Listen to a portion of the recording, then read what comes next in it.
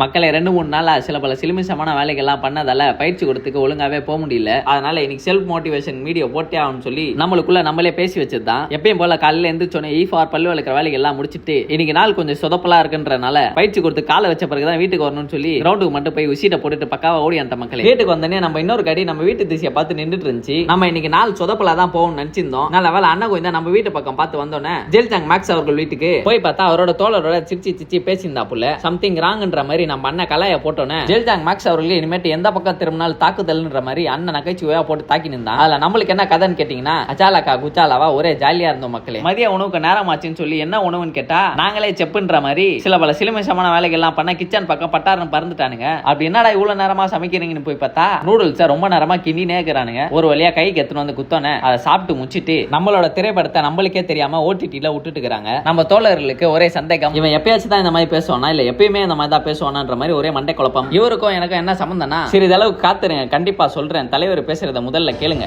என்னோட பேர் தான் மங்கி டி லூஃபி.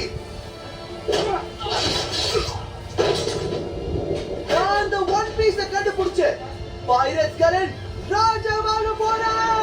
அவர் எப்படி இந்த மாதிரி ஒரு சபதத்தை வச்சு சுத்திக்கிட்டு இருக்காரோ அதே மாதிரி தான் மக்களே நம்மளுக்குள்ள ஒரு சபதம் இருக்கிறது. அதனாலதான் தலைவரை டாப் லிஸ்ட்ல வச்சுட்டா மக்களே. இன்னும் சொல்லணும்னா சொல்லிக்கிட்டே போலாம். நம்மளை பத்தி நம்மளே சொன்னா ஒரு சுவாரஸ்யம் இருக்காதுன்றனால முடிஞ்ச அளவுக்கு யார் யாரெல்லாம் ஓடிபி வச்சிருக்கீங்களோ நம்மளோட திரைப்படத்தை மறக்காம பார்த்து முடிச்சிருக்கேன். திடீர்னு நம்ம தொலைபேசில இருந்து ஒரே கொக்கரக்கோன்னு ஒரு சவுண்டு என்னன்னு பார்த்தா மணி 4:30 ஆயிட்டுக்குது போல. சகா புகான் ரெடி ஆயிட்டு பயிற்சி கொடுத்துக்கு தம்முட கூப்பிட்டு பயிற்சி எல்லாத்தையும் பக்காவா பண்ணி முடிச்சுட்டு தம்முட சேப்பா வீட்டாண்ட டிராப் பண்ணிட்டு நம்மளும் வீட்டுக்கு வந்தாச்சு. நாளைக்கான காணொலியில பார்ப்போம். தனிச்சிருங்க மக்களே.